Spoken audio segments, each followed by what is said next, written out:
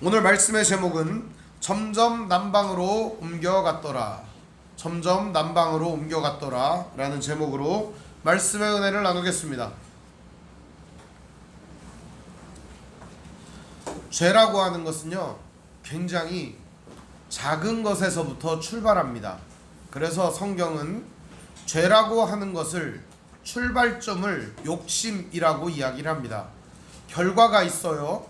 죄의 결과는 사망이라고 말합니다.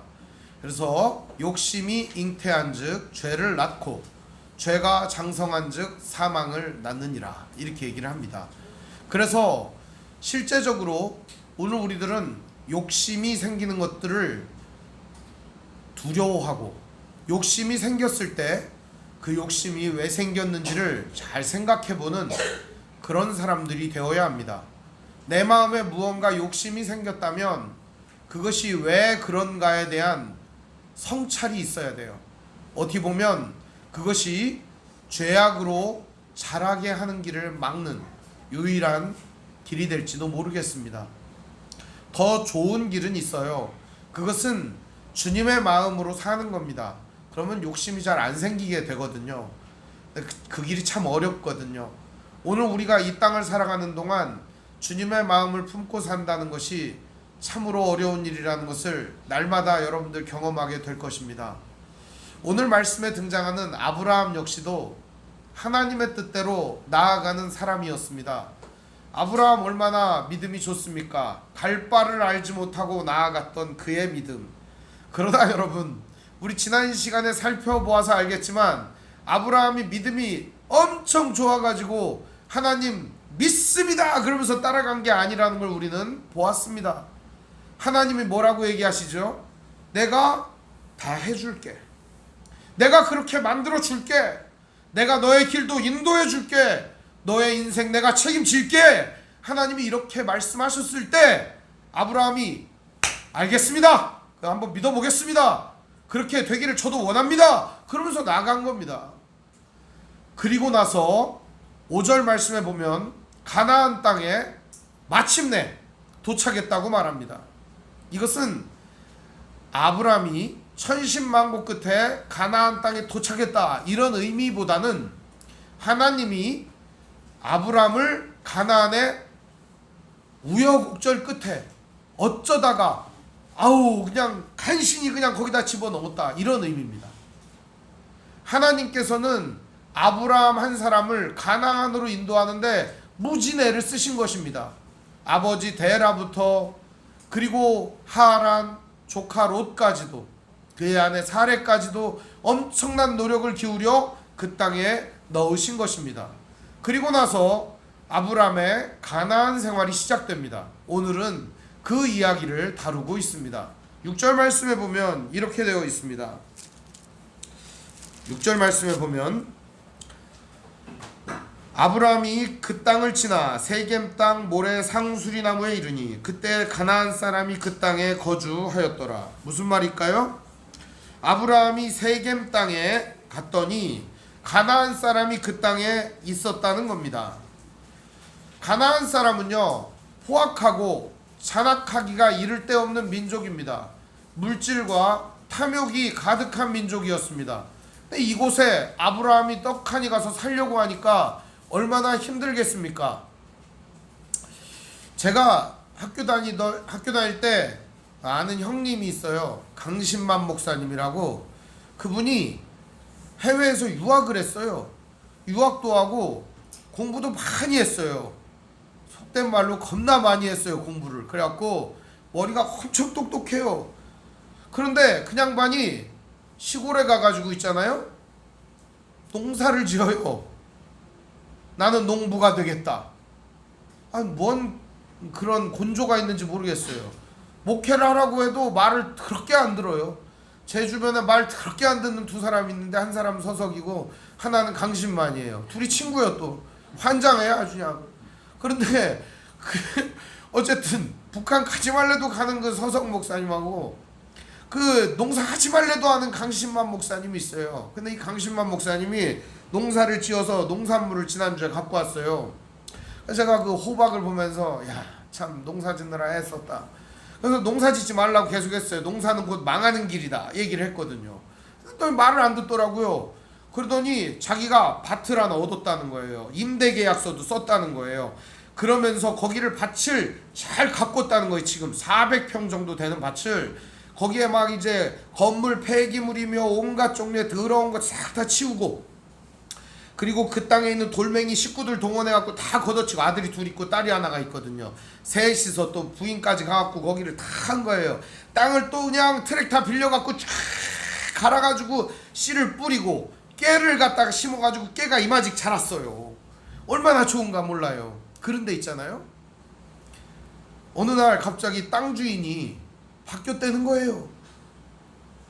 10년을 농사지겠다고 계약서를 썼거든요. 물론 몇 푼 안 되는 돈을 지불하고 노는 땅을 얻어가지고 그 땅에다가 겨우겨우 농사를 짓게 됐는데, 거기가 마을 입구 이렇게 돌아가는 길인데 이제 막 이렇게 건물 폐기물도 막 쌓여있고 그러니까 사람들이 흉물스러웠었는데 싹 치워지고 마을 전경도 좋아지고 아주 그냥 거기가 터가 너무너무 좋게 된 겁니다. 그러니까 그 터에다 집 짓고 살아야겠다라고 하는 사람이 나타난 거예요.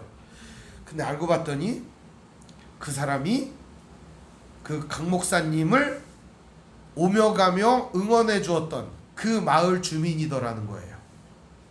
마을 주민이니까 욕할 수도 없고 어쩔 수도 없지. 그게 살았던 그 욕을 할 수도 없이 그냥 땅을 사서 집 짓겠다는데 어째요. 내 땅도 아니니까 그냥 넘겨줬는데, 그간 농사짓고 가족들과 수고한 그 땀을 생각하니까 너무 억울하더라는 거예요. 힘들더라는 거예요. 여러분, 그 땅 이름을 제가 가나안이라 그랬어요. 가나안. 오늘 등장하는 가나안 인간들이 그런 인간들이에요. 탐욕과 욕심에 아주 다른 것들은 보이지 않는 인간들이죠. 근데 아브라함이 이 가나안의 가운데 가서 살았다는 겁니다. 그러면은 아브라함의 인생이 어떨까요? 힘들겠죠. 녹록한 인생이 아닙니다. 힘들었을 겁니다. 그런데 그때 아브라함에게 하나님이 나타나가지고 말씀을 전해주십니다. 하나님 뭐라고 하시냐? 우리 7절 말씀 같이 보겠습니다. 여호와께서 아브라함에게 나타나 이르시되 내가 이 땅을 내 자손에게 주리라 하신지라. 자기에게 나타나신 여호와께 그가 그곳에서 제단을 쌓고. 아브라함에게 하나님이 나타나서 뭐라고 얘기합니까? 이 땅을 내가 줄게. 준다고 얘기합니다. 그러니까 가나안 사람들이 준다고 말했으면 못 믿을 거예요. 내가 니들을 어떻게 믿냐 이상한 것 같은 놈들아. 그런데 누가 얘기하는 거예요? 하나님이 얘기하는 거예요. 내가 이 땅을 줄게. 그러니까 믿음이 확 생기잖아요. 아브라함이 거기서 곧바로 하나님께 예배합니다. 저는 아브라함의 모습이 너무 멋있게 보입니다. 가는 데마다 제단을 쌓았대잖아요. 얼마나 멋있습니까? 이 제단이라고 하는 것 자체가 미스베아라는 말인데, 이곳에서 하나님께 자기 자신을 헌신하고 희생제사를 드렸다는 겁니다. 나 하나님 뜻대로 살겠습니다. 하나님 말씀하는 대로 그대로 따르겠습니다. 이렇게 하는 거죠. 하나님, 당신이 나에게 이 땅을 주겠다고 했으니 나도 당신에게 내 모든 것을 걸겠습니다. 이런 얘기죠. 그러면서 아브라함은 거기서 제단을 쌓고 하나님을 예배합니다. 오늘 우리의 인생에도 이런 믿음의 자세가 필요해요. 하나님의 약속의 말씀이 오늘 우리에게 주어졌다면 오늘 우리들도 우리의 인생을 가지고 하나님께 나아가야 합니다. 하나님, 나를 책임져 주십시오. 내 인생을 주님 인도해 주십시오. 이런 믿음 정도는 있어야 되는 거 아닙니까? 우리가 예수 믿고 산다는 게 뭡니까? 세상에 뭐를 믿습니까? 우리가 하나님 믿고 나아가는 거 아닙니까? 하나님 믿고 담대하게 나아가는 것, 이게 신앙입니다. 아브라함 그렇게 나아가고 있습니다. 멋있어요. 8절을 보면 아브라함은 그곳이 살기가 어려웠었는지 어쨌는지 내용은 나오지 않아요. 그러나 아마 가나안의 척박한 환경과 못된 놈들 때문에 자리를 옮겼던 것 같아요. 거기서 베델 동쪽 산으로 옮겨 장막을 치니. 베델 동쪽 산으로 옮겼다 그러잖아요. 그러니까 아브라함이 옮긴 지역이 들판에서 어디로 옮긴 거예요? 산지로 옮긴 거예요. 그럼 산지에는 뭐가 있죠? 이슬이 풍성히 내리고, 그리고 그곳에 목초지가 있는 곳이죠. 유목민이었던 아브라함은 그곳에서 풀을 뜯기려고 아마 그곳으로 갔던 것 같습니다. 그리고 나서 서쪽은 베델이요 동쪽은 아이라고 하는 지역이 있어요. 여리고성 다음에 아이성이 있거든요. 그 아이성을 말하는 겁니다. 그가 그곳에서 여호와께 제단을 쌓고 여호와의 이름을 부르더니, 아브라함의 신앙이 얼마나 놀라운가. 비록 내가 다른 터전으로 이동하지만 하나님이 이곳에서도 함께 하실 줄을 믿는다. 그러면서 그곳에서도 제단을 쌓습니다. 참 이런 믿음이 얼마나 귀한 믿음일까요? 제단을 쌓고 가는 곳마다 하나님을 예배하며 하나님 굳게 믿으며 나아가는 인생, 참 좋지 않습니까? 그런데 아브라함의 믿음은 굳세었지만 삶은 너무 힘들었던 거예요. 이 땅에 기근이 있고 배고픔과 목마름이 있는 거예요. 어떻게 할까요? 이사를 가는 겁니다. 이사를. 오늘 9절에 보니까 뭐라고 나옵니까? 오늘 말씀의 제목이기도 한데, 점점 남방으로 옮겨갔더라. 남방은 어딜까요? 애굽입니다, 여러분. 남방은 애굽이에요. 이집트예요, 이집트. 그때는 이집트가 잘 살았어요. 지금 이집트 못 살잖아요. 근데 지금 생각하면 안 되고, 그 카다피가 죽었던 그 이집트 생각하면 안 되고, 옛날에 이집트는 굉장히 풍요롭고 곡식이 풍부한 땅이었습니다. 나일강 문명이 자리했던 그런 아주 살기 좋은 곳이었습니다. 그래서 점점 이집트 쪽으로 옮겨가고 있었다는 겁니다. 점점 애굽으로 내려가면은 가나안 땅과 어떻게 될까요? 멀어지게 되는 겁니다. 우리가 예배하며 하나님을 굳게 신뢰하고 믿음으로 산다고 우리 자신을 자부할 수 있어요. 가는 곳마다 제단을 쌓고 가는 곳마다 예배하고 나는 하나님 뜻대로 사는 거야, 오늘도 내일도 나는 하나님 믿는 거야, 이렇게 살지만 어느 날 내 자신을 돌아보면 점점 남방으로 옮겨가고 있는 나 자신을 발견할 수 있다는 겁니다. 하나님의 은혜가 있고 여전히 나는 하나님을 사랑하고 있고 여전히 나는 하나님을 예배하고 있지만 내 몸과 내 삶은 어느 절엔가 남방으로 계속 옮겨가고 있는 모습을 보게 되는 거예요.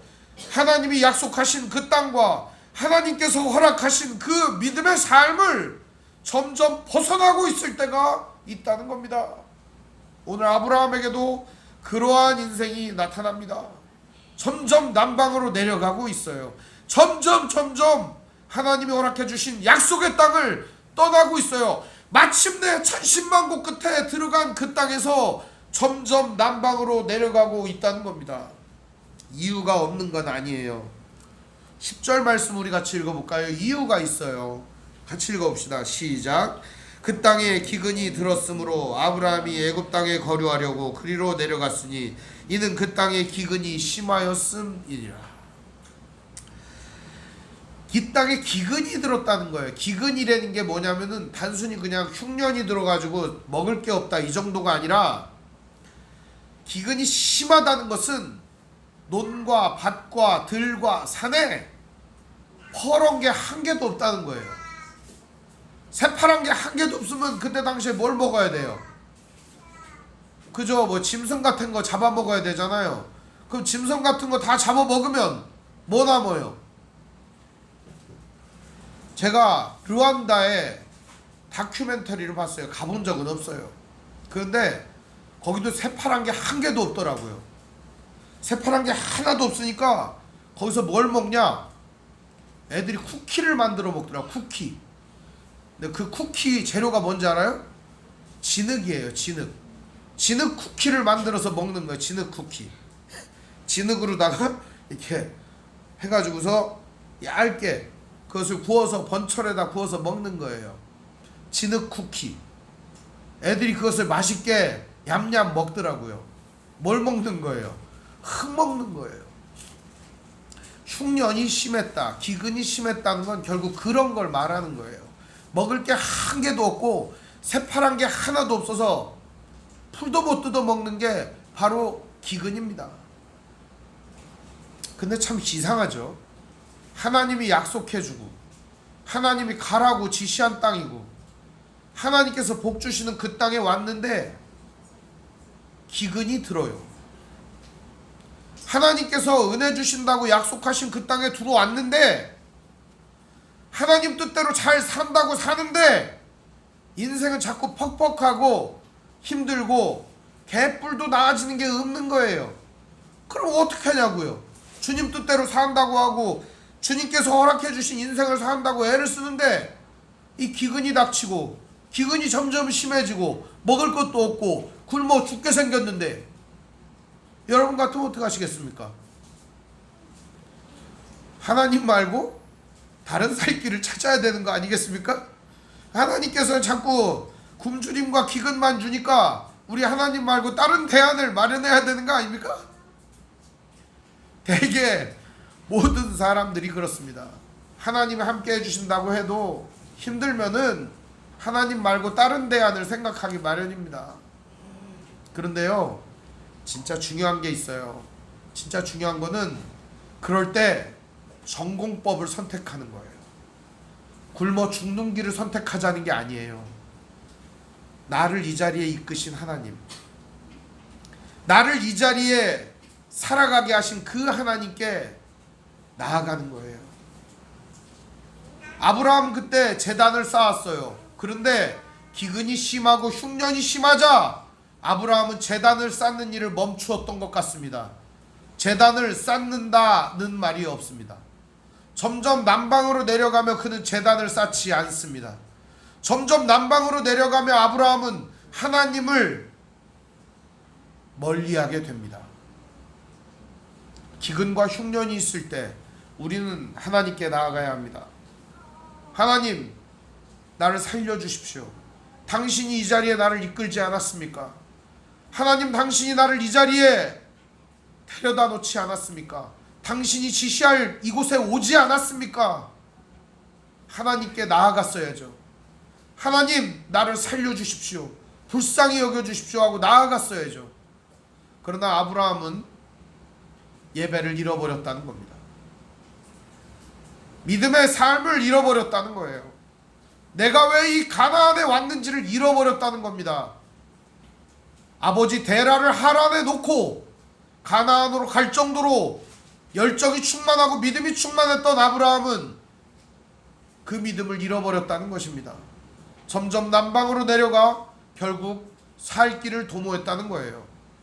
그런데요, 아브라함은 그래도 믿음이 끝까지 있었어요.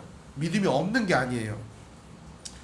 10절 말씀에 보면 아브라함이 애굽에 거류하려고 그리로 내려갔다 이런 말이 있죠.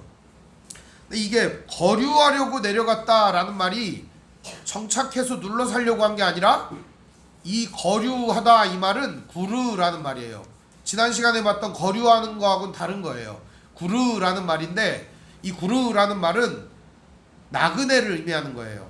잠깐 거기 있다가 잠깐 피해 있다가 조금 이제 상경이나 상황이나 환경이 좋아지면은 가나안으로 다시 하나님 약속한 땅으로 돌아가려고 그렇게 생각했다는 거예요. 그러니까 한마디로 아브라함은 가나안이 내 하나님이 주신 땅이라는 걸 믿었어요. 믿었는데 하나님이 이곳에서 나를 책임질 거라고 하는 사실은 안 믿은 거죠.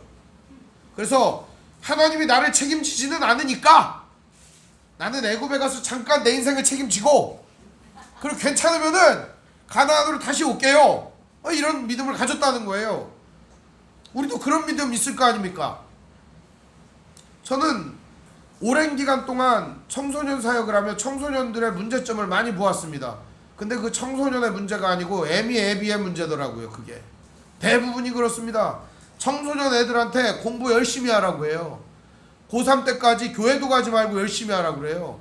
좋은 대학 가라고 그래요. 하나님께 영광 돌려야 된다고 서울대 가라고 그래요.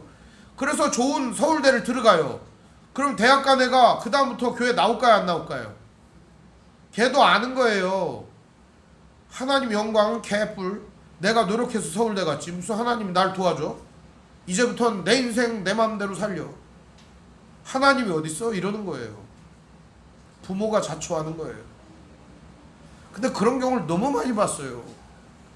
잠깐 입시하는 동안에만 교회 가지 말고 하나님 잠깐 치워놨다가 큐티도 하지 말고 잠깐 공부만 열심히 하다가 서울대 가면 그때 하나님 믿어.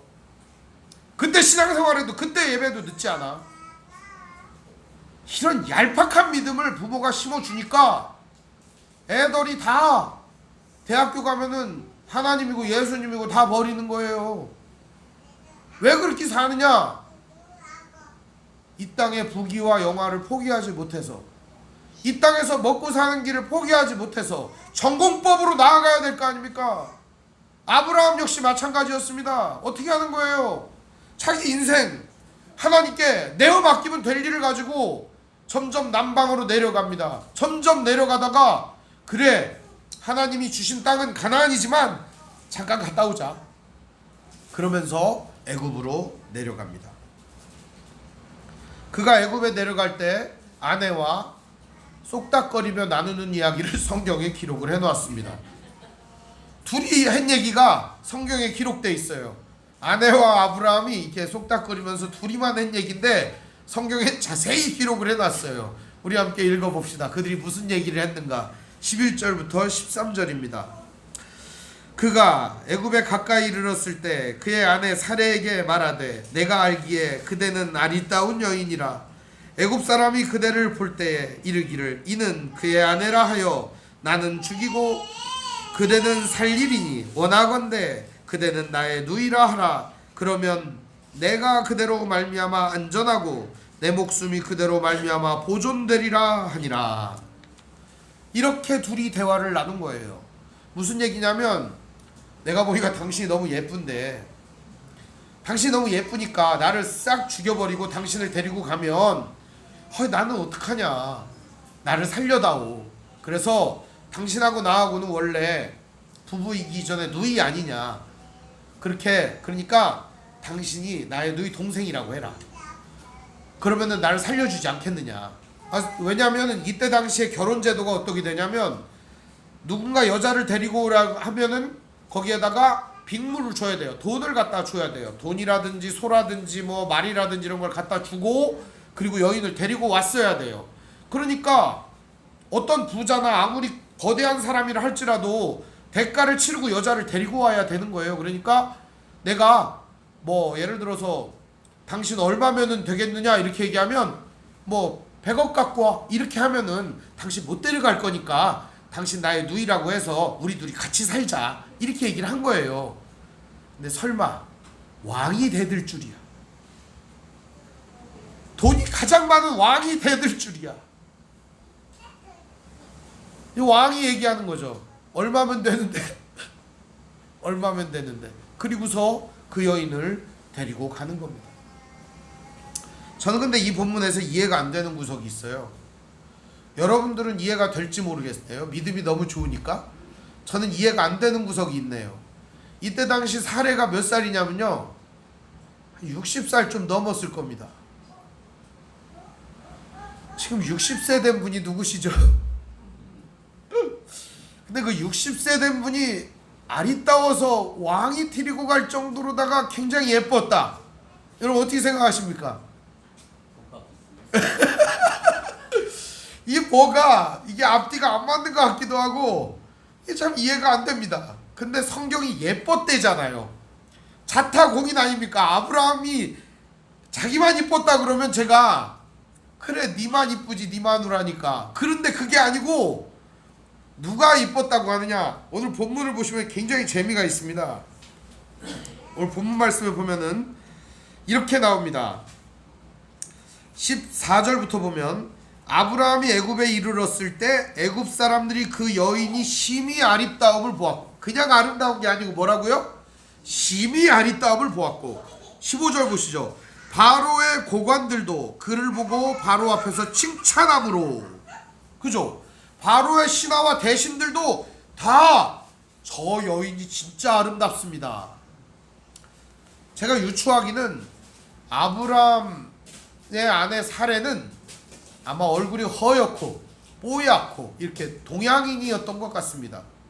그리고 이 이집트 있잖아요. 여기는 아프리카잖아요. 여긴 다 죄다 새카만 사람들이 다 있었던 것 같아요. 그러니까 이 새카만 사람들이 허연 사람을 보니까 어이구 저렇게 허여멀고 미인이 있을까? 이렇게 하지 않았을까? 그죠? 그런 생각밖에 안 나더라고요. 왜 저는 성경을 보는데 여기서 그런 생각만 할까요? 근데 어쨌든 이 문제는 풀어야 되지 않겠습니까? 60살 된 사람이 예뻤다. 이게 참 이상하잖아요. 그죠? 어쨌든 의문이 풀렸어요. 저는.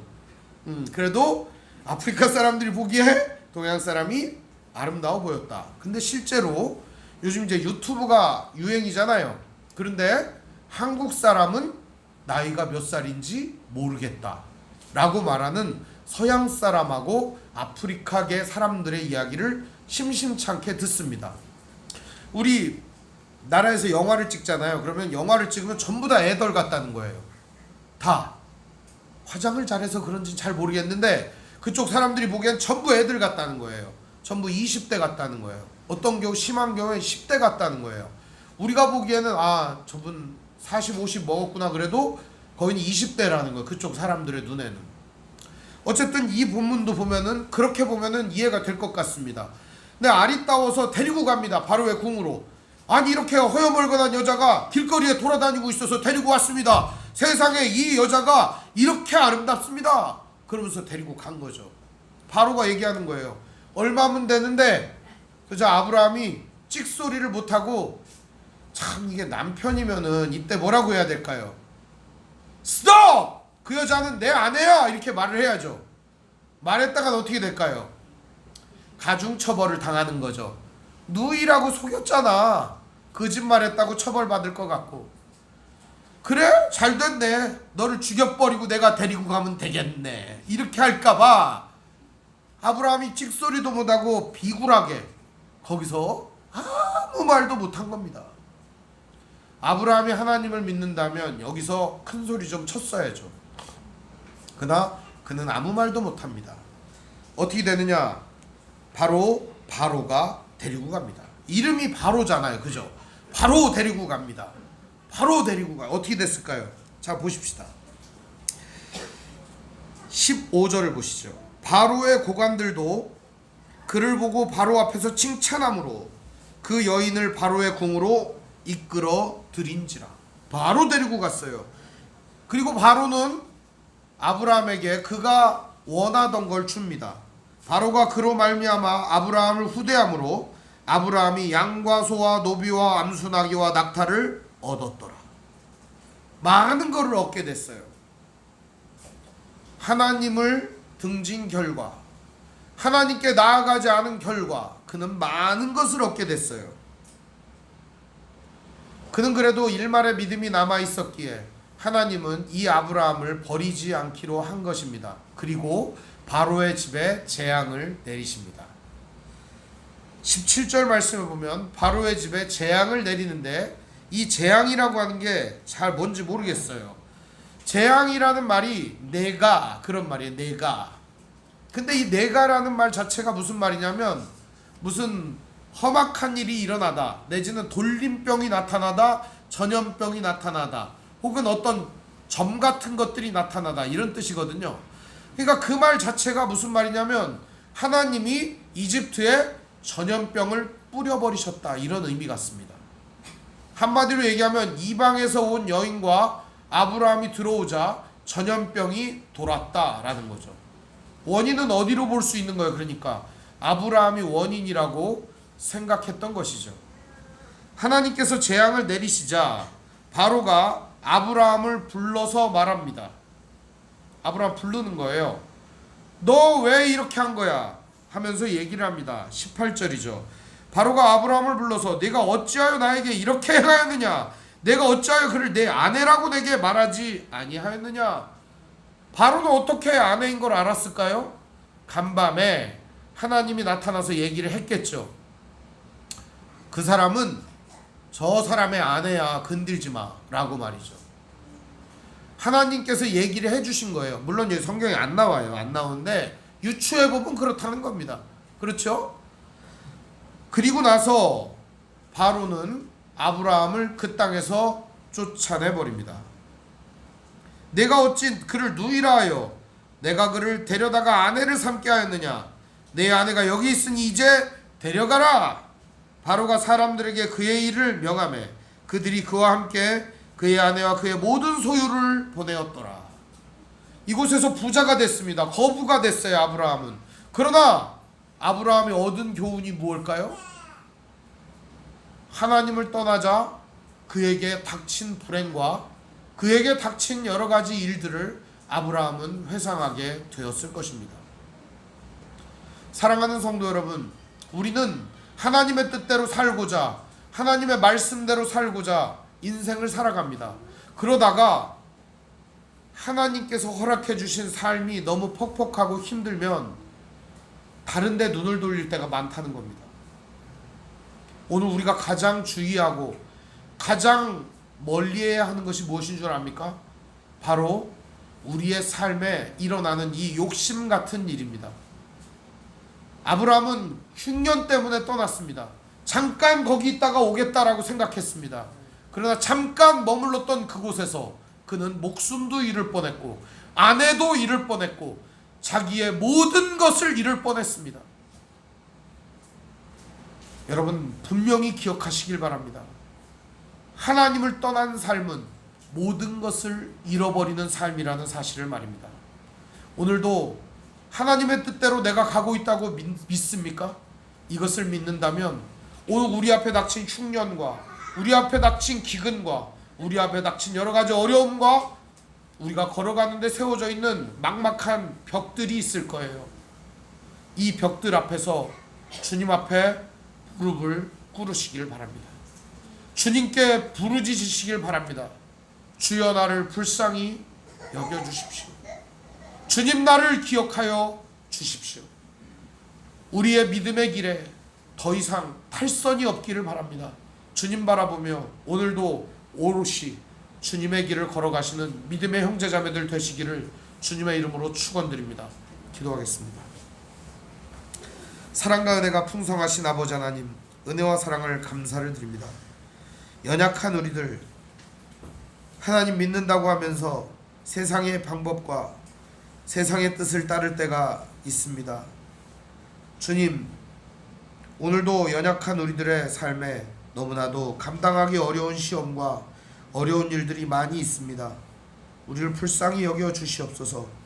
우리 앞에 닥친 여러 가지 이 사건과 일들을 통해 다시 하나님께 나아가게 해 주시옵소서. 다시금 하나님을 바라보게 하여 주시옵소서. 주님, 오늘 우리의 삶을 인도하시고 붙잡아 주옵소서. 우리의 삶을 이끌어 주옵소서. 우리 귀한 형제자매들의 삶을 붙잡아 주옵소서. 예수님 이름으로 기도합니다. 아멘.